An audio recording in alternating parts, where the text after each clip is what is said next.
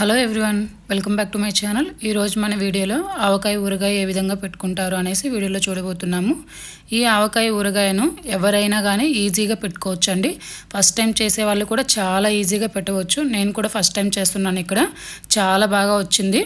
ఇక్కడ నేను మొదటిగా అయితే కనుక దీనికోసము 2 కేజీల మామిడికాయలని ఊరగాయ మామిడికాయలు తీసుకున్నాను. ఇక్కడ చూసారుగా, ఇవైతే కనుక నాకు 2 కేజీలకు వచ్చేసి 13 కాయలు వచ్చాయి. ఇక్కడ తీసుకున్న మామిడికాయలని ఇక్కడ నేను ఒక బకెట్లో వాటర్ పట్టుకొని అందులో వచ్చేసి కల్లుప్పు వేసుకున్నాను.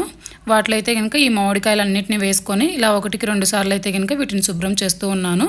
ఈ విధంగా వీడియోలో చూపిస్తున్నట్లుగా. మీరు మన ఛానల్ మొదటిగా చూస్తున్నట్లయితే కనుక లైక్ చేయండి. మీరు ఇచ్చే లైక్ వల్ల మన ఛానల్ మరికొంతమందికి తెలియని వాళ్ళకి షేర్ అవుతుంది. ఇక్కడ చూసారుగా, ఒక 10 నిమిషాల తర్వాత నేనైతే కనుక మామిడికాయలకు ఉన్న తొడాలన్నింటినీ ఈ విధంగా వీడియోలో చూపిస్తున్నట్లుగా తీసేస్తున్నాను ఒక నైఫ్ తీసుకొని.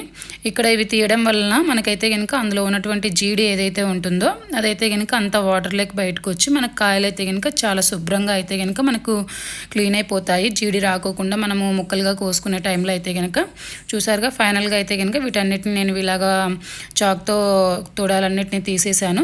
ఇలాగ తీసేసిన తర్వాత మనం వాటర్లో 1కి 2 సార్లు శుభ్రం చేసుకోవాలి వీటన్నిటిని కూడా. ఇలా శుభ్రం చేసుకున్న తర్వాత మళ్ళీ కాయలకు జీడి అంటుకోకుండా ఈ విధంగా 1 బై 1గా వీటన్నిటిని కూడా క్లీన్ చేసుకోవాలి.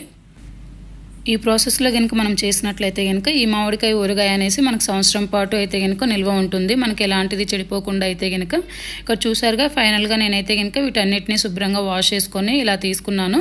అదేవిధంగా ఇక్కడ ఒక పొడిగుడ్డ తీసుకొని మళ్ళీ వాటన్నిటిని కూడా తేమ లేకోకుండా వీడియోలో చూపిస్తున్నట్లుగా అయితే కనుక శుభ్రంగా తొడాల దగ్గర కానీ ఇలాగ కాయ మొత్తాన్ని కూడా క్లీన్ చేసుకొని ఈ విధంగా అయితే కనుక వీటన్నిటిని కూడా ఆరబెట్టాను.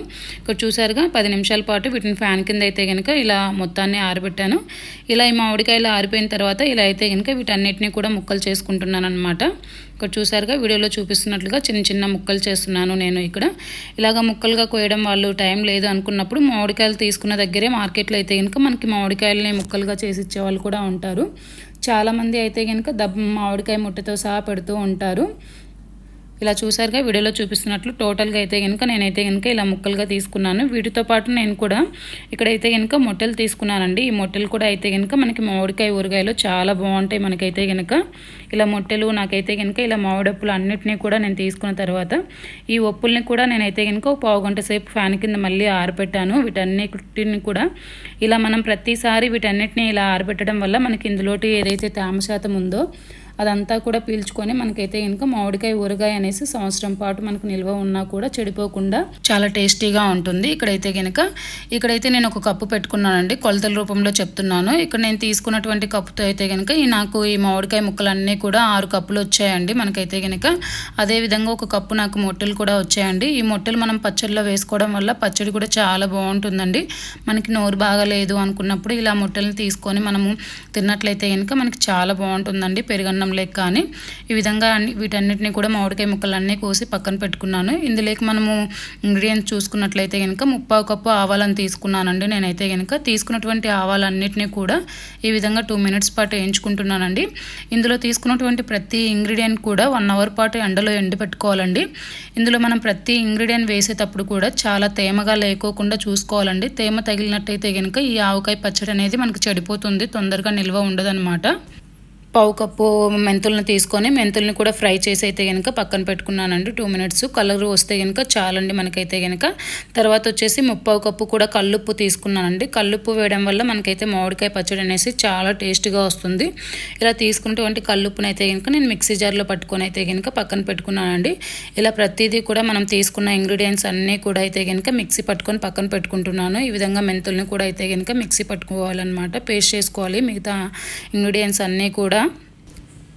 ఇలా మనం కొలతల రూపంలో చేసినట్లయితే కనుక ఈ ఆవకాయ పచ్చడి అనేది చాలా పర్ఫెక్ట్గా వస్తుంది మనకైతే కనుక. ఇక్కడ అదేవిధంగా నేనైతే కనుక 1/2 కప్పు వరకు కారం తీసుకున్నాను. ఇక్కడ చూసారుగా, వీటన్నిటిని నేనైతే కనుక ఇలా మిక్సీ జార్లో పట్టుకున్నాను. మనం ఏ కప్పుతో అయితే కనుక మామిడికాయ ముక్కలు తీసుకున్నామో అదే కప్పుతో ఇక్కడ కప్పు కొలతలతో చూపించాను చూడండి. ఇక్కడైతే కనుక మెంతిపిండి, ఆవపిండి, ఇక్కడ కారం, ఉప్పు అన్నిటినీ కూడా ఈ విధంగా. అదేవిధంగా మనమైతే కనుక 1 కప్పుతో అయితే కనుక ఇక్కడ 2 కప్పుల వరకు ఆయిల్ తీసుకుంటున్నాను. ఈ ఆయిల్ వచ్చేసి నేనైతే కనుక వేరుశెనగ ఆయిల్ తీసుకున్నానండి. ఇక్కడ నువ్వుల నూనె కానీ ఏదైనా కూడా వాడుకోవచ్చు. ఈ వేరుశెనగ అయితే కనుక కొంచెం బాగుంటుంది ఊరగాయలకు అనేసి నేను వేరుశెనగ నూనె తీసుకున్నాను. ఇక్కడ చాలామంది కూడా నువ్వుల నూనె అయితే కనుక ఊరగాయలలో ఎక్కువగా వాడుతూ ఉంటారు. ఇందులో ఒక టేబుల్ స్పూన్ పైన పసుపు వేసుకున్నాను అండి. ఇలా పసుపు వేసుకొని అయితే కనుక ఇలా ఆయిల్ని పసుపుని అయితే కనుక ఒక గంటె తీసుకొని ఈ రెండింటిని అయితే కనుక మిక్స్ చేస్తున్నాను. ఇలా మిక్స్ చేయడం వల్ల అయితే కనుక మనకు ఆయిల్ పసుపు నీట్గా కలిసిపోతూ ఉంటుంది. ఆ తర్వాత అయితే కనుక మనం ఏవైతే మామిడికాయ ముక్కలను తీసుకున్నామో వాటిని అయితే కనుక వీడియోలో చూపిస్తున్నట్టుగా కొద్దిగా అయితే కనుక ఈ ఆయిల్లో వేసుకోవాలి. ఇలా ఆయిల్లో వేసుకున్న తర్వాత కనుక మనకైతే కనుక ఒక 2 మినిట్స్ పాటు ఇలా మామిడికాయ ముక్కలు అనేసి ఆయిల్లో ఉండనివ్వాలన్నమాట. ఇలా 2 మినిట్స్ తర్వాత ఈ మామిడికాయ ముక్కలను అయితే కనుక మనం ఒక బౌల్లో తీసుకుంటే సరిపోతుంది. ఇక్కడైతే కనుక ఈ విధంగా చేయడం వల్ల అయితే కనుక మనకి మామిడికాయ ముక్క అనేసి ఇక్కడైతే కనుక మెత్తబడకుండా చాలా గట్టిగా ఉంటుంది. అయితే కనుక ఈ విధంగా మిగతా అన్నిటినీ కూడా నేనైతే కనుక ఇలా ఆయిల్లో అయితే కనుక తీసుకుంటూ ఉన్నాను. ఇలా ఆయిల్లో తీసుకోవడం వల్ల మనకి ఈ సంవత్సరం పాటు ఈ మామిడికాయ ఊరగాయ నిల్వ ఉన్నప్పటికి కూడా ఇందులో ముక్క అయితే కనుక మనకి మెత్తపడుకోకుండా గట్టిగా ఉంటుంది. మనం తినేటప్పుడు కూడా చాలా రుచిగా ఉంటుంది ఇలా ఆయిల్లో తేవడం వల్ల. ఫైనల్గా చూసారుగా నేనైతే కనుక మామిడికాయ ముట్టల్ని కూడా ఈ విధంగా ఇందులో తీసుకున్నాను. చాలా బాగుంటాయండి మామిడికాయ ముట్టలు కూడా మనం అయితే కనుక ఊరగాయలో వేసుకున్నట్లయితే కనుక. ఇక్కడ చూసినాక మనమైతే కనుక ముందుగా తీసుకున్నటువంటి ఇంగ్రీడియంట్స్ అన్నీ కూడా ఉప్పు, కారము, మెంతిపిండి, ఆవపిండి టోటల్గా అయితే కనుక ఇలా వేసుకొని ఇందులో అయితే కనుక మనం ఉండలు లేకోకుండా వీటన్నిటిని కూడా ఒకసారి అయితే కనుక పైనగా ఈ 4ంటిని మనమైతే కనుక కలుపుకోవాలండి. వీడియోలో చూపిస్తున్నట్లుగా చూస్తున్నారుగా ఇందులో అయితే కనుక ఉండలు లేకోకుండా చూసుకోవాలి.